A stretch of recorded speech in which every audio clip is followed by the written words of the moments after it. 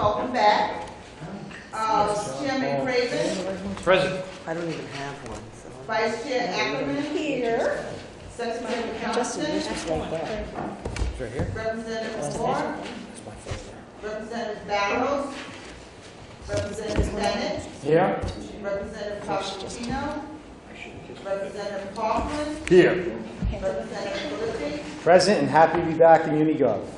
You say Fogarty? Fogarty, I am here. Representative Not as Burns, excited. Happy to be here. The press is not here for it. You don't have to. Representative Maldonado, Here. Representative Marshall, Representative McEntee, Here. Representative Price. Here. And also happy to be back. That's please.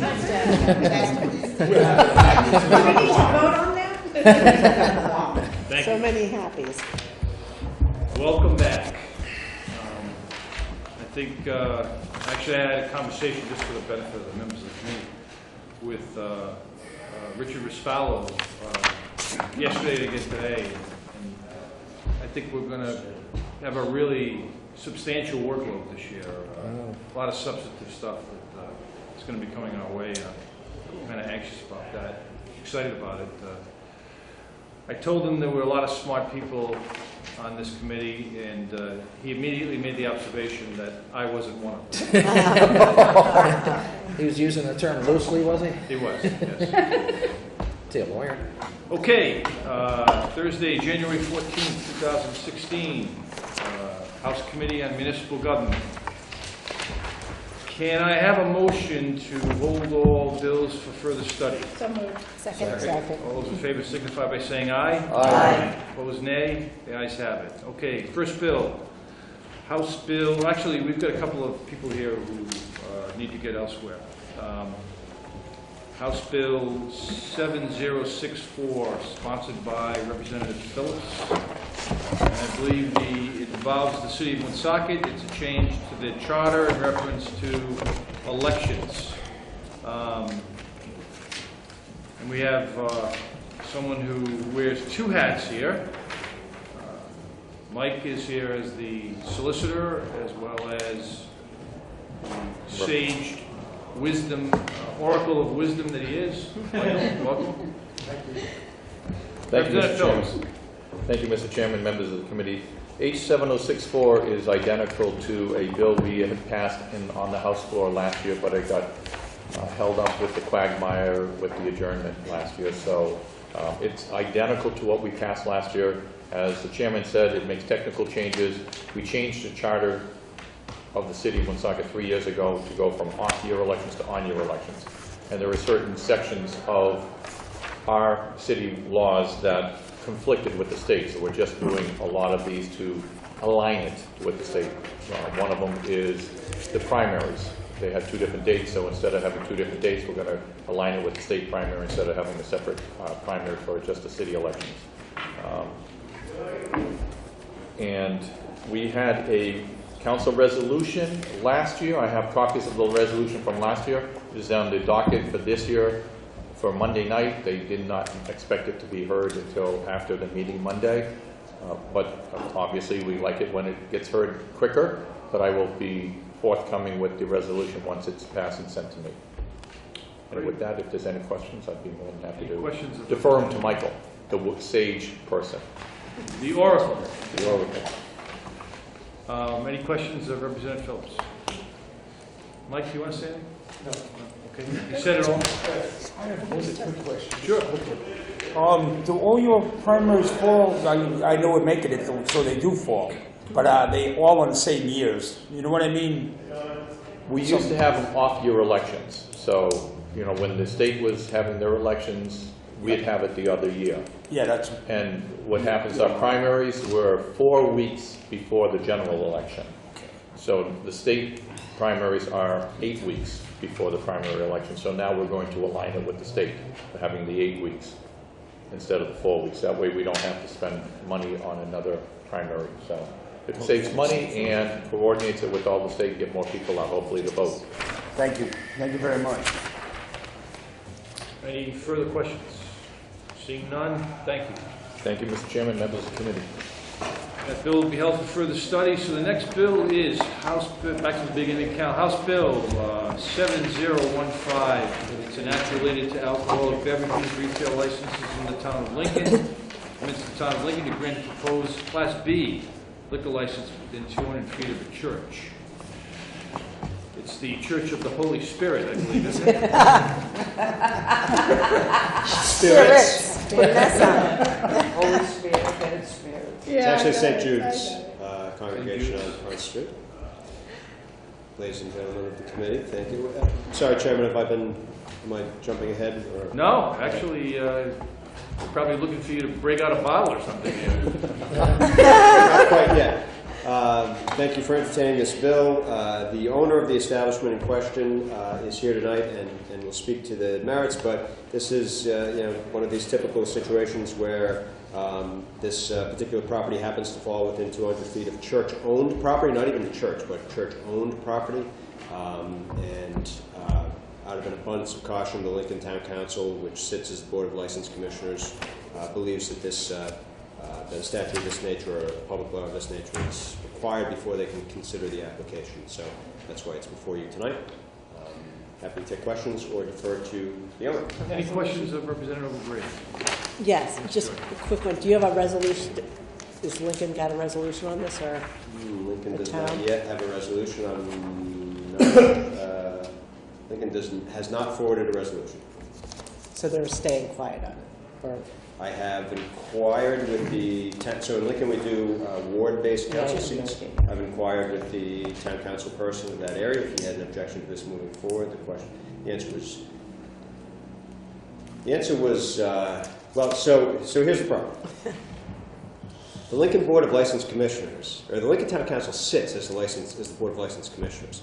So there may be an issue with them, stating ahead of a public hearing what their position is going to be as one body when they sit in a deciding capacity as another body. So,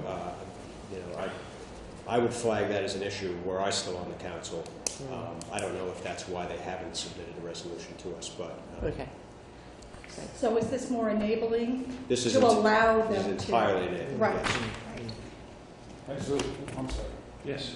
Has the church given any opposition to it, or have they Church said has- no or anything? Nope, church has not. Just happens to fall within 200 feet of their property. Okay.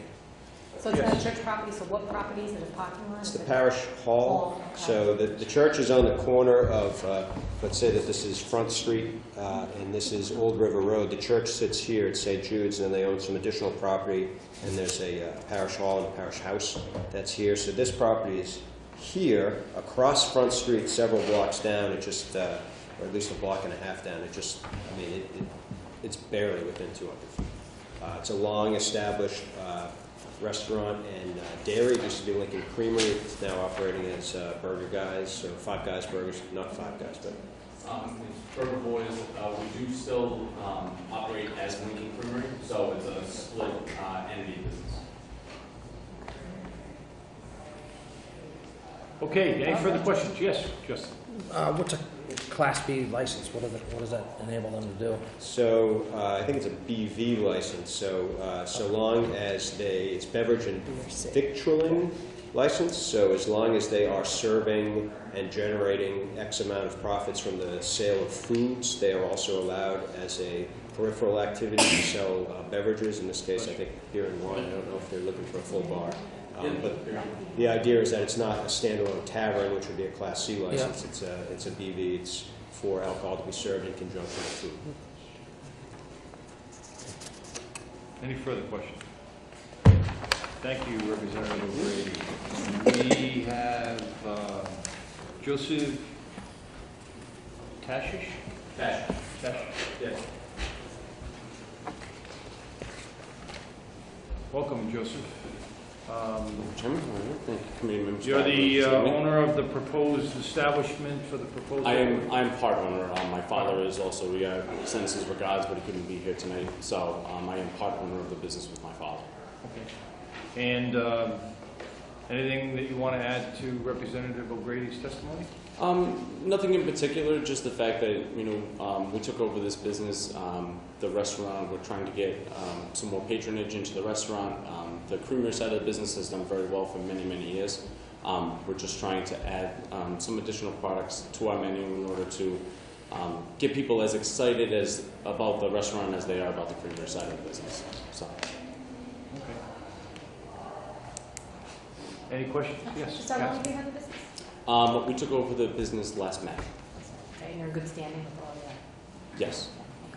So you don't think the town has any objections? Yes, Carol. No, I don't believe that the town would have any objections at this time. Yes, Carol.